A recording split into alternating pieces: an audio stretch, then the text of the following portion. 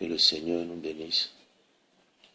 Ce matin, nous allons traiter d'un thème,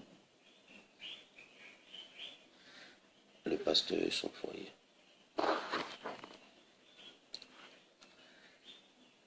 Et ce thème sera tellement capital que beaucoup de personnes vont se retrouver à l'intérieur. Le domaine du mariage est un domaine sensible. Raison pour laquelle nous devons faire très attention avant de prendre une épouse. Parce qu'il y a des caractères et des comportements cachés qui seront révélés au fur et à mesure.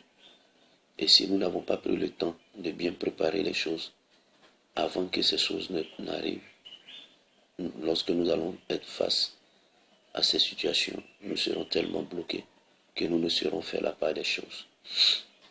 Je voudrais prendre le thème simplement de savoir faire la différence entre son époux pasteur et son époux homme de foyer. Il va arriver dans un moment où Dieu va pouvoir attirer des personnes vers l'époux, dans ce sens de pouvoir les bâtir, les former et les envoyer sur le terrain. Il peut arriver un moment où Dieu peut même susciter des servantes de Dieu, des serviteurs de Dieu, qui doivent être logés dans la maison du pasteur, afin que ce dernier puisse les former, parce que ce sont des démunis qui n'ont pas d'endroit où aller. C'est pourquoi Jésus pouvait dire, le Fils de l'homme n'a ni endroit où reposer sa tête. Mais si tu n'as pas pris le temps de pouvoir dire à ton épouse que un temps va venir où Dieu va attirer des personnes, des femmes, vers moi pour pouvoir les former et les envoyer sur le terrain, ou même me servir, elle ne verra pas l'importance capitale de cette action que Dieu va faire. Elle pensera simplement à la chair qui va réagir. Que pourra faire mon mari si je ne suis pas là? Mon mari va-t-il avoir des rapports avec ses filles? Mon mari va-t-il coucher avec elle? Parce que tu n'as pas pris le temps de pouvoir lui dire qu'à la longue, elle sera confrontée à ces choses. Et si tu n'as pas pris le temps de lui dire, et lorsque vous serez confronté à ces situations, tu peux perdre des personnes même que Dieu t'a envoyées. Alors, bien-aimé pasteur, prends le temps, mais que ce soit avant le mariage ou pendant le mariage, prends le temps de dire à cette dernière qui décide de t'épouser que tu as ton ministère et tu as ton foyer. Et si vous n'arrivez pas à faire la part de ces choses, il va y avoir beaucoup de disputes dans les foyers. Parce que la femme ne comprendra jamais ce que toi tu veux exprimer. Et si ta femme ne comprend pas ce que toi tu veux exprimer, il te sera très difficile de pouvoir réorganiser ton ministère et repartir sur de bons. C'est pourquoi j'encourage ceux qui sont à l'étape même des fiançailles de pouvoir déjà expliquer qu'à la longue, Dieu peut mettre des personnes devant moi. Des femmes et des hommes démunis que je dois moi-même former. Et c'est en ce sens-là que tu dois être prête. Parce que si tu n'es pas prête, ça peut nous créer préjudice. D'aucuns diront que vous n'êtes pas hospitalier. D'aucuns diront qu'il y a un certain comportement que vous manifestez qui n'est pas bon. C'est pourquoi il faut prendre bien le temps de pouvoir enseigner. C'est pourquoi la Bible dit qu'il n'est pas bon que l'homme soit seul. Mais de quel genre d'homme Dieu ne veut pas qu'il soit seul? La Bible dit que lorsque Dieu créa Adam, il l'a mis dans le jardin. Après le jardin, il a demandé à Adam de le cultiver, de le garder. Et en plus, l'homme doit être dans la présence de Dieu. Ce genre d'homme, il doit être dans la présence de Dieu. Après la présence de Dieu, il doit apprendre à cultiver sa femme, si elle le veut. Parce que beaucoup de femmes ne se laissent pas cultiver. Elle ne voit pas l'époux en tant que pasteur, mais elle voit l'époux en tant qu'homme.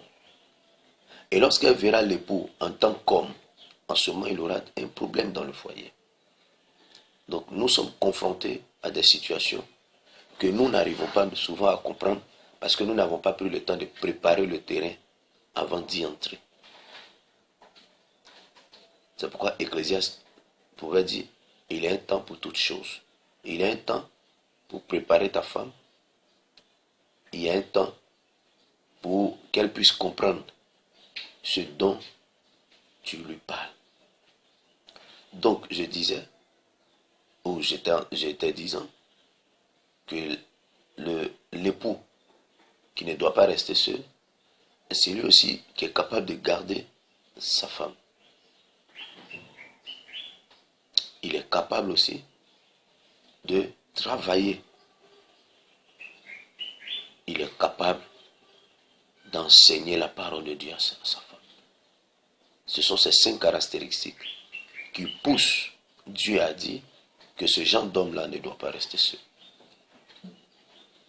Et quel genre de femme? Cette femme soumise, cette femme qui a accepté d'épouser un homme, qui a accepté sa vision, cette femme qui a accepté de s'effacer elle-même et de subir ce que la vision met devant eux. Parce qu'il y a ce qu'on appelle l'exigence de la vision. La vision elle-même souvent exige certaines choses.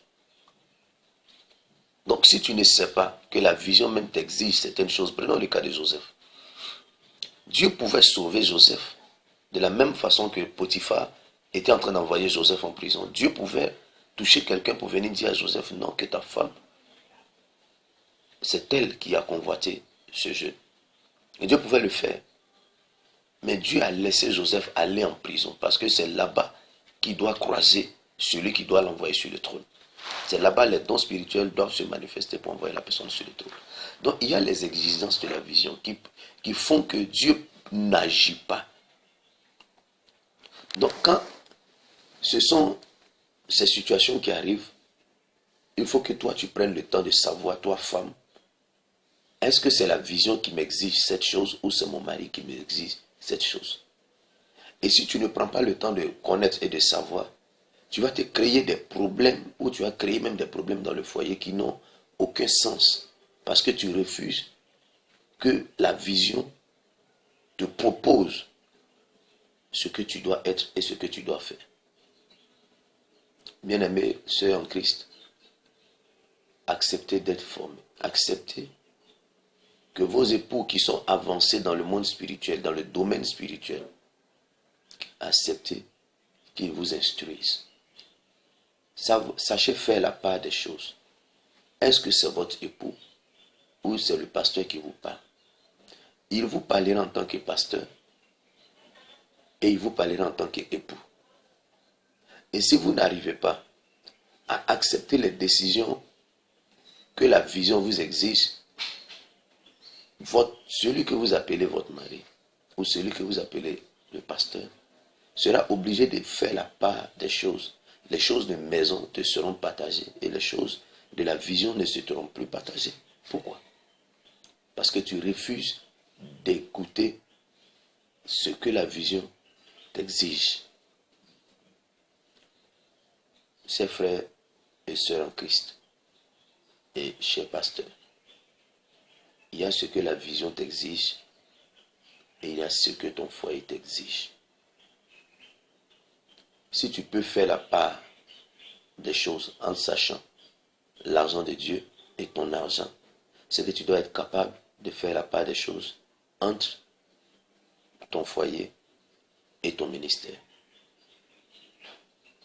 Que Dieu vous bénisse et que cette vidéo aide beaucoup de pasteurs qui sont dans les mêmes situations et qui vivent des choses semblables. C'est pour vous. Parce que Dieu a permis qu'on marche dans le feu afin que nous avertissions ceux qui veulent marcher aussi dans le feu. Merci.